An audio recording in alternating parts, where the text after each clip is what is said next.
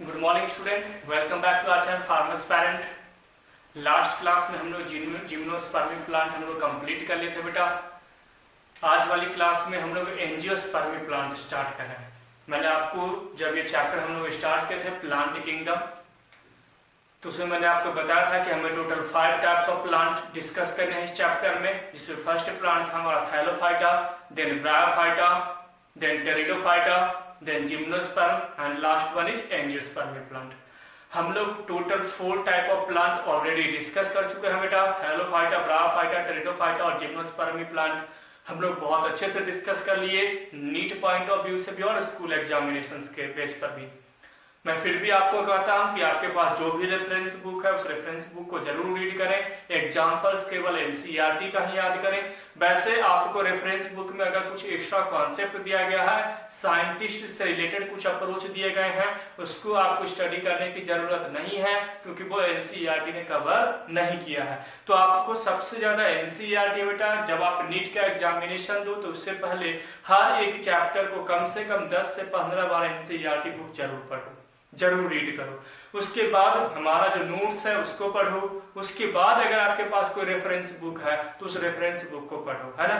NEET के questions proper आपको लगाते रहना है घर पे बैठ करके। कुछ क्वेश्चंस होंगे प्रीवियस ईयर में जो सॉल्व नहीं होंगे तो हमें हेडेक नहीं लेना है, उसके बारे में ज्यादा सोचना नहीं है, क्योंकि वो जो पहले वाले क्वेश्चन थे 15 के पहले वाले, वो उनकी सिलेबस कुछ अलग थी। अभी जो सिलेबस है बेटा, अभी जो प्रीवियस 4 to 5 ईयर्स में जो क्वेश्चंस आ रहे हैं वो केवल और केवल एनसीईआरटी बेस्ड आ रहे हैं। तो ये जो 4 to 5 ईयर्स वाले जो क्वेश्चंस है वो देखो कि आपसे सॉल्व होता है या नहीं। जिस भी चैप्टर को आप पढ़े हो वो क्वेश्चन आपसे वो सॉल्व हो रहा है या नहीं।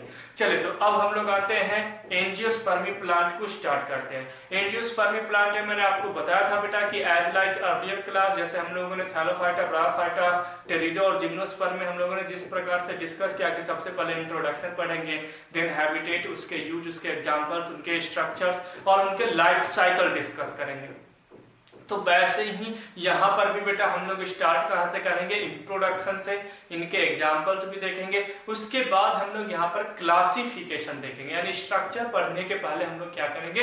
क्लासिफिकेशन डिस्कस करेंगे। जब क्लासिफिकेशन हमारा कंप्लीट हो जाएगा तब मैं आपको स्ट्रक्चर पे लेकर के जाऊंगा। और स्ट्रक्चर में हमें बेसिकली यहाँ पर फ्लावर्स की स्ट्रक्चर पढ़नी है। फ्लावर्स के अंदर क्या क्या चीजें प्रेजेंट होती है, उनके लेबलिंग हमें अच्छे से याद रखने हैं, क्योंकि ये जो फ्लावर्स है बेटा, आपको 12th का एक जो चैप्टर है सेक्सुअल रिप्रोडक्टिव फ्लावरिंग प्लांट, उनमें इनके कंटेंट आपको बहुत ही यूजफुल रहेंगे।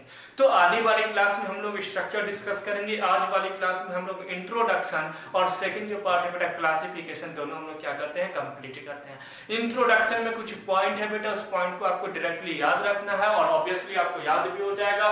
जो मैंने आपको स्टोरी बताई थी क्लासिफिकेशन की, फाइलोजेनेटिक वाली, इवोल्यूशन वाली, जो पॉइंट वाली हमने एक स्टोरी आपको सुनाई थी, अगर वो स्टोरी आपको याद है तो इंट्रोडक्शन ऑलमोस्ट हमारा क्या हो जाता है? कंप्लीट हो जाता है, केवल उस स्टोरी को याद रखने से। चलिए, वो ऑलरेडी मैं वीडियो बना के डाल दिया हूं ग्रुप पे, आप आपको उस वीडियोस को आप देख लेना। एंजियोस्पर्मी के इंट्रोडक्शन की बात की जाए बेटा तो फर्स्ट है enclosed seed and bear fruits. Enclosed seed का मतलब क्या हुआ कि भाई सीड तो बनेंगे लेकिन अंदर प्रेजेंट होंगे, ओपन नहीं रहेंगे, नेकेड फॉर्म में नहीं रहेंगे। जिम्नोस्पर्मी प्लांट में हम लोगों ने क्या डिस्कस किया था कि वहां पर जो सीड प्रेजेंट है वो नेकेड होता है। कैसा होता है? नेकेड फॉर्म में प्रेजेंट होता है। जबकि यहाँ पर जो सीड प्रेजेंट है वो नेकेड नहीं है, इनक्लोज्ड है, यानी कहीं किसी के अंदर प्रेजेंट होगा और उसके बाहर क्या है भाई? बियरिंग फ्रूट्स, यानी कि उसके बाहर फ्रूट्स प्रेजेंट होते हैं, है ना। ऑब्वियसली वो नेकेड सीड था, फ्रूटलेस प्लांट जिम्नोस्पर्मी था, ये फ्रूट वाले प्लांट्स है। एंजियोस्पर्मी प्लांट में आपको फ्रूट्स देखने को मिलेंगे। इट मींस इनके ओव्यूल भी क्या होंगे भाई? तो कवर रहेंगे ओवरी वॉल से, जबकि जिम्नोस्पर्म क्या था? ओपन था, प्री फर्टिलाइजेशन और पोस्ट फर्टिलाइजेशन दोनों केस में। तो थोड़ा सा कंपैरिजन करते चल रहा है। आप जब आपने जिम्नोस्पर्मी प्लांट पढ़ा तो इंट्रोडक्शन में कंपैरिजन देखना है कि क्या नई चीजें देखने को मिल रही है ना। तो आपको याद रहेगा और वहां पर क्वेश्चन सॉल्व करने में बहुत हेल्प करेगा। नेक्स्ट है flowering plants. Obviously angiospermae plant जितने भी होते हैं सारे फ्लावरिंग प्लांट है, यानी फ्लावर्स प्रेजेंट होते हैं। ब्रॉड लीव्स, लीव्स जो होते हैं बेटा इसमें क्या होते हैं, ब्रॉड्स होते हैं, यानी थोड़ी सी चौड़ी होती है, जबकि जिम्नोस्पर्म में हमने क्या देखा था, नीडल शेप लीफ देखने को मिला था, है ना। वहां पर मोस्टली जो प्लांट्स हैं उनमें कैसे थे लीव्स, नीडल शेप लीफ देखने को मिला था। यहाँ पर ब्रॉड लीव्स होंगे टर्म्ड एज हार्डवुड, जबकि वहां पर हम लोगों ने कौन सा यूज किया था टर्म, सॉफ्टवुड। जिम्नोस्पर्मी के लिए हमने कौन सा वर्ड यूज किया था, सॉफ्टवुड। यहाँ पर क्या आंसर आएगा भाई, हार्डवुड। इनको क्या कहा जाता है बेटा, कहा जाता है। तो फर्स्ट पॉइंट तो ये हो गया कंप्लीट अपना इंट्रोडक्शन में कि enclosed seed bear fruits flowering plants broad leaves and termed as hardwood, है ना। ये कुछ पॉइंट है 4-5 जो मैंने आपको डायरेक्ट यहाँ पे लिख दिया, आपको क्या करना है, याद रखना है इंट्रोडक्शन बारे में। सेकंड, साइज से रिलेटेड कुछ कॉन्सेप्ट है बेटा, कुछ माइक्रोस्कोपिक होते हैं, कुछ टॉल होते हैं, यानी कुछ ऐसे भी एंजियोस्पर्म हैं। हायर कैटेगरी के प्लांट का मतलब ये नहीं होता है कि ये बहुत ही टॉल होंगे, नो नो नो, ऐसा नहीं होता बेटा। हायर कैटेगरी का प्लांट का है कि जिनका इवोल्यूशन सबसे लास्ट में हुआ है, वो हायर कैटेगरी प्लांट है, जैसे कि फैंड्रोगेमी, जिम्नोस्पर्म और एंजियोस्पर्म। और लोअर कैटेगरी प्लांट का मतलब हो गया थैलोफाइटा, ब्रायोफाइटा और टेरिडोफाइटा। तो कुछ ऐसे भी एंजियोस्पर्मी प्लांट हैं जो टॉल भी होते हैं और कुछ माइक्रोस्कोपिक साइज के भी होते हैं, यानी कि स्मॉल साइज के भी होते हैं। स्मॉल साइज के एग्जांपल है बेटा वल्फिया एंड टॉल है यूकेलिप्टस, अप्रॉक्स 100 मीटर इनकी हाइट्स होती है। तो यूकेलिप्टस भी क्या है भाई, एंजियोस्पर्मी प्लांट है, one of the tallest angiospermae plant है। वहां पर हमने क्या देखा था, रेड वुड ट्री जिसको हम सिक्वाया बोलते हैं, वो क्या है बेटा, one of the tallest species of gymnosperm plant. मैंने एग्जांपल्स बताया था, यहाँ पर आपको एग्जांपल्स में यूकेलिप्टस याद रखना जो टॉलेस्ट है, वल्फिया जो क्या है वो क्या है बेटा, स्मॉलेस्ट प्लांट के अंडर में आते हैं। एग्जाम्पल है टोमेटो, संतरा, मैंगो, सेक्ट्रा, गुआवा, बहुत सारे ऐसे हैं जिनके अंदर फ्लावर्स आते हैं, वो सभी के सभी क्या है बेटा, या जिनके अंदर सीड प्रेजेंट होता है, बाहर फ्रूट प्रेजेंट होते हैं, वो सभी के सभी एंजियोस्पर्मी प्लांट है। तो एग्जांपल्स आपके पास लॉट ऑफ है। नेक्स्ट बेटा यूज की बात की जाए तो primary source of food for animals, basically ये एनिमल्स के फूड के रूप में यूज होते हैं, ऑक्सीजन प्रोवाइड करते हैं, क्लोथ के लिए फाइबर, मेडिसिन के केस में या तो फर्नीचर वगैरह के केस में भी ये क्या कर सकते हैं, हम इनको यूज कर सकते हैं। बस इनका यूज इतना इंपॉर्टेंट है नहीं, लेकिन कभी एक नजर इसको मार लेना है। नेक्स्ट आते हैं बहुत इंपॉर्टेंट कॉन्सेप्ट है क्लासिफिकेशन, दैट इज मोनोकॉट और डाइकॉट।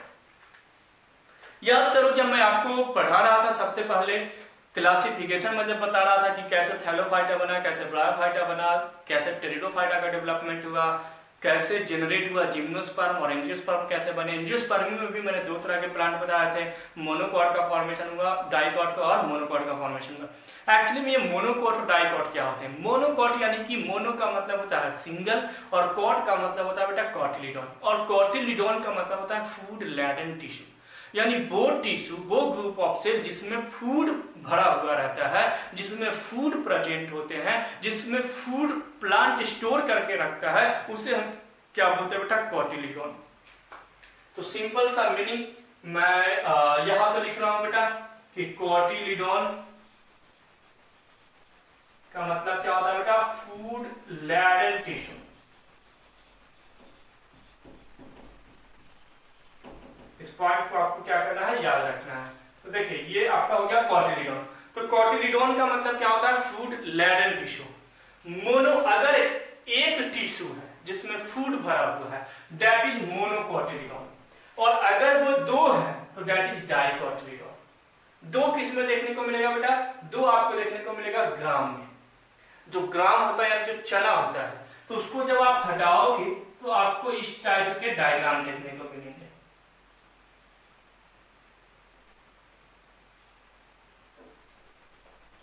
सॉरी, और इसके बीच में आपको इस टाइप से दिखेंगे। जब आप इसको ब्रेक करोगे तो 2 अलग अलग पार्ट में आपको 2 अलग अलग हिस्से मिलेंगे, जिसको हम दाल भी बोलते हैं, पल्स भी बोलते हैं। जब ग्राम को आप ब्रेक करोगे तो 2 अलग पार्ट में डिवाइड हो जाएगा।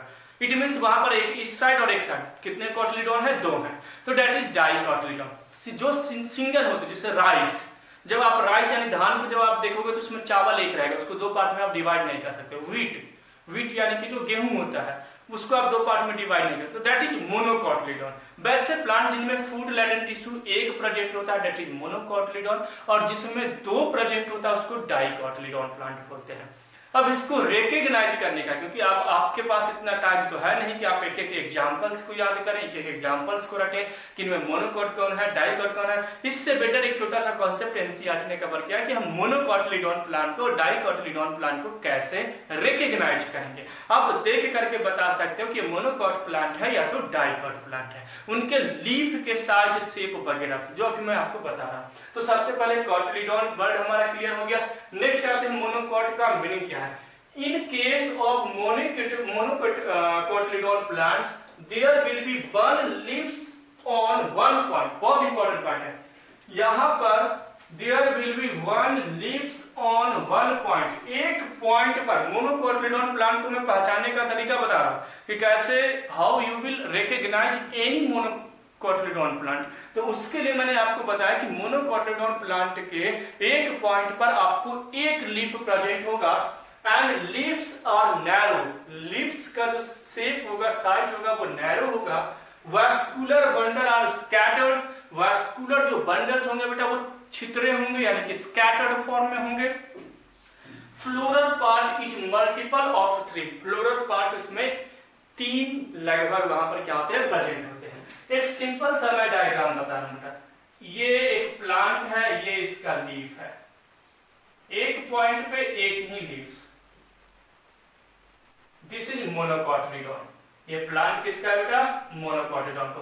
देखो इसमें नैरो लीफ भी है, लीफ को भी हमने ज्यादा ब्रॉड नहीं किया, और एक पॉइंट पे, इस पॉइंट पे एक ही लीफ है, इस पॉइंट पे एक ही लीफ है, यहां पर भी एक ही लीफ है। देखो यहां पर भी एक ही लीफ है, यहां पर भी एक लीफ, यानी हर एक पॉइंट पर एक लीफ अगर प्रेजेंट हो और लीफ की साइज जो है वो नैरो होते, वो मोनोकोट होते हैं। इसके एनाटॉमी पर जब हम जाते हैं, जब इसके अंदर घुसते हैं, तब हमें देखने को मिलेगा कि जो इसके अंदर वैस्कुलर बंडल्स हैं वो स्कैटर्ड फॉर्म में क्या होते हैं, प्रेजेंट होते हैं। जबकि वहां पर दूसरे में जब हम डाइकोट में देखेंगे तो वहां पर स्कैटर्ड नहीं होंगे, वो अरेंज होंगे किसी न किसी साइड में या किसी न किसी पार्टिकुलर इस डायरेक्शन में। तो यहाँ पर क्या है कि मोनोकोट और डाइकोट को रिकॉग्नाइज, ये तो बाहर हमने मॉर्फोलॉजिकली आइडेंटिफाई कर लिया, और एनाटॉमिकली यानी कि स्कैटर्ड वैस्कुलर बंडल्स क्या होते हैं, ये आपको एक चैप्टर पढ़ना है, एनाटॉमी ऑफ हायर प्लांट, उसमें मैं आपको बताऊंगा। मॉर्फोलॉजी, प्लांट किंगडम के बाद हम लोग मॉर्फोलॉजी डिस्कस करेंगे, और मॉर्फोलॉजी के बाद एनाटॉमी हम लोग डिस्कस करेंगे, है ना। तो एनाटॉमी में मैं आपको बताऊंगा कि वैस्कुलर बंडल्स के बारे में। तो यहाँ पर पॉइंट आपको क्या करना, याद रखना। देखो डाइकोट के केस में अगर हम बात करें तो डाइकोट क्या कह रहा है, in case of dicotyledon plants there will be 2 leaves on one point and broad leaves. एक पॉइंट पे 2 लीफ प्रेजेंट होगा। लीव्स कैसा होगा बेटा, ब्रॉड होगा। Vascular bundle in ring, ring के अंदर वैस्कुलर बंडल प्रेजेंट होंगे। ये पॉइंट हमें तब समझ में आएगा जब हम एनाटॉमी डिस्कस करेंगे, है ना। तो इस पॉइंट को बस आपको याद रखना है। फ्लोरल पार्ट मल्टीपल ऑफ 4 और 5, यहाँ पर 4 to 5 यहाँ पर क्या होंगे, फ्लोरल पार्ट प्रेजेंट होंगे। एग्जांपल यहाँ पर रोज ग्राम वगैरह दिया गया है। यानी इस केस में लीफ प्लांट कैसा होगा कि ये एक प्लांट है, इसके एक पॉइंट पे ये